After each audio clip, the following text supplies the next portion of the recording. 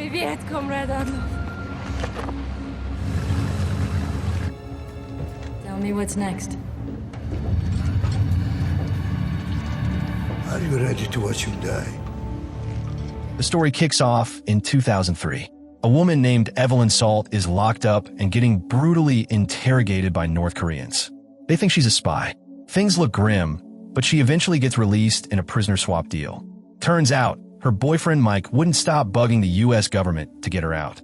He basically made such a fuss that they had to make the trade just to shut him up. Jumping to present day, Salt's now married to Mike, who studies spiders for a living. Yeah, he's really into them. On their anniversary morning, he wishes her well while doing spider stuff, and she offers to make breakfast, but he teases her cooking. Classic couple moment.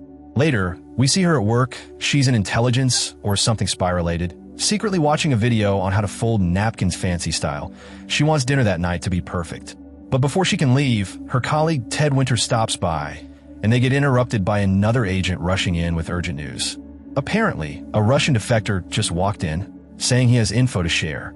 So Salt and Winter head back upstairs. They've got some brain scan tech ready to check if this defector is telling the truth.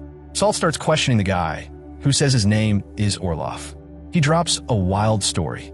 During the Cold War, Russian agents kidnapped American kids and swapped them with Russian-trained children raised to act American, but secretly be spies. These are called K-12s. Supposedly a myth, but Orlov says it's all real and that day X, the day they strike, is coming. According to him, the chaos will kick off with the assassination of the Russian president during a funeral in Manhattan, followed by a hit on the US president the next day. Winter thinks the guy's full of it and tells Salt to wrap up. But before she leaves, Orlov casually drops a bombshell. Salt is the one who's going to kill the Russian president. Everyone freezes. Salt walks out, clearly shaken. The brain scan shows Orlov wasn't lying. She starts trying to explain herself to Winter and a guy named Peabody from counterintelligence.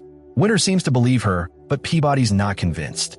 Meanwhile, Orlov gets escorted out, but kills his guards in an elevator with a hidden blade in his shoe.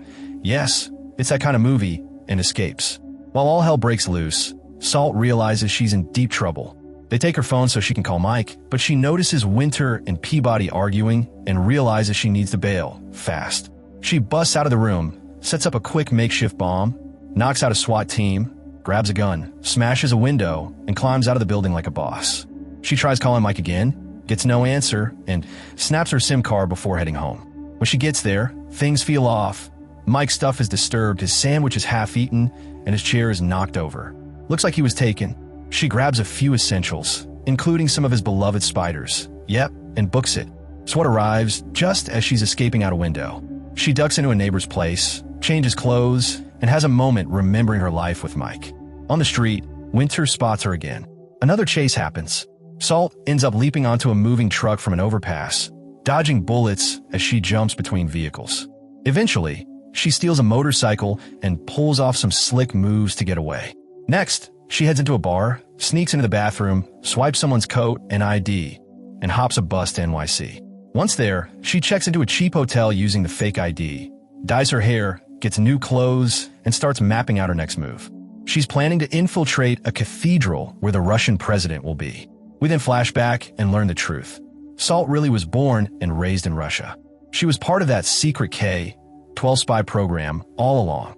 She and other kids were trained from early on to blend into American life and eventually carry out missions. The next morning, Salt boards a subway and sneaks into the underground tunnels near the cathedral. While everyone upstairs is attending the funeral, she sets up an explosive. When the Russian president goes up to speak, she blows a hole in the floor beneath him, dropping him into the crypt where she's waiting. Chaos erupts. It looks like she shoots the Russian president.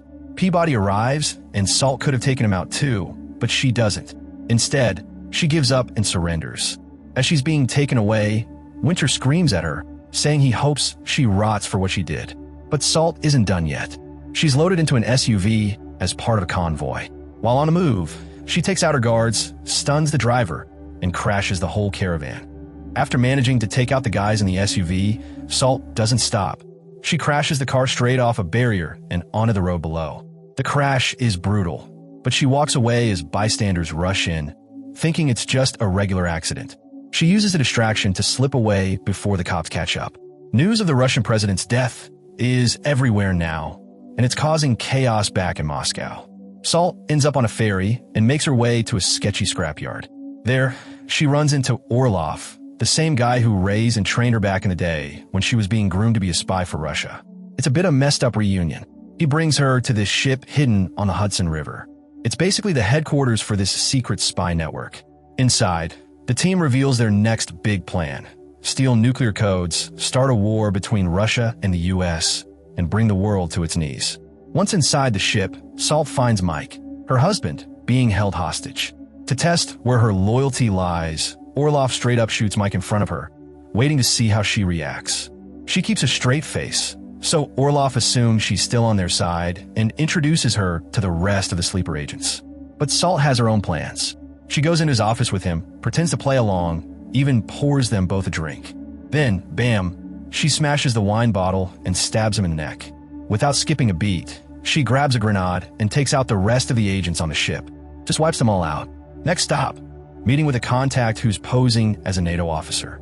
When he shows up and boards their plane, Salt recognizes him. He was trained with her back in Russia. They talk, reminisce a little, and it's clear she was the top of the class. He believes she'll carry out this final mission, just like old times. The plan now? Assassinate the US president while he's tucked away inside the White House's secure bunker. When they land in DC, Salt's given a new identity and sneaks into the White House with the rest of the NATO crew. The spy she's with says he's going to pull a suicide bombing stunt to scare the president into the bunker, right where Salt will be waiting. Meanwhile, Winter is back in the picture. He's close to the president and helps escort him into the secure area after the fake threat is made. Salt sneaks in separately, crawling through elevator shafts and taking out guards one by one until she's right where she needs to be. Inside the bunker, everything's going sideways. With tensions rising, the president bumps the US to DEFCON 2, readying for possible nuclear war after hearing Russia might be firing their nukes in revenge. He's about to get launch codes when Winter, out of nowhere, pulls a gun and takes out everyone in the room. Just like that, he's the last one standing with the president. Plot twist time, Winter's a Russian spy too. He knocks out the president and starts messing with the launch system. Salt watches through a thick glass wall, trying to get his attention. She talks to him, acting like she's still on his side. She asks why he never told her the truth. Winter softens, thinks she's with him again, and starts walking to the door. Just then, a news update flashes on the screen. Turns out the Russian president isn't actually dead. He was just paralyzed, thanks to venom Salt took from Mike's spiders. She'd faked the hit. Winter realizes he's been played. He tells her he always suspected she'd gone soft after falling in love with Mike. That's why he set things in motion. He didn't trust her anymore, and he wanted to be the hero. Salt, furious, tries shooting through the glass. When that fails, she fires at a wall panel, rips open the wiring, and hotwires her way into the bunker. She and Winter fight like hell, just as the missile launch process is nearly complete. Secret Service storms in just in time. Salt isn't about to be taken so easily, though. She yanks out the system cables, stopping the launch at the last second, then gets shot. Luckily, she's wearing a vest and survives. Both she and Winter are dragged out in cuffs. As she's being led up the stairs, Salt sees Winter getting medical treatment nearby. She makes her move, jumps him, wraps her handcuffs around his neck, and leaps over the balcony. The fall snaps his neck. Instant death. Peabody, who's now in charge, hauls her into a helicopter. He asks why she killed Winter. She simply says someone had to. She explains everything. Her side of the story, the Russian plan, the fake assassination, the spider venom, everything. Peabody starts to believe her, but he warns her that no one else will. Salt tells him the mission's not over. There are still 12 agents out there, and she's the only one who can stop them. She's lost everything. Her life, her love, her identity, and now she's got nothing to lose. Peabody sees it in her eyes. He unlocks her cuffs.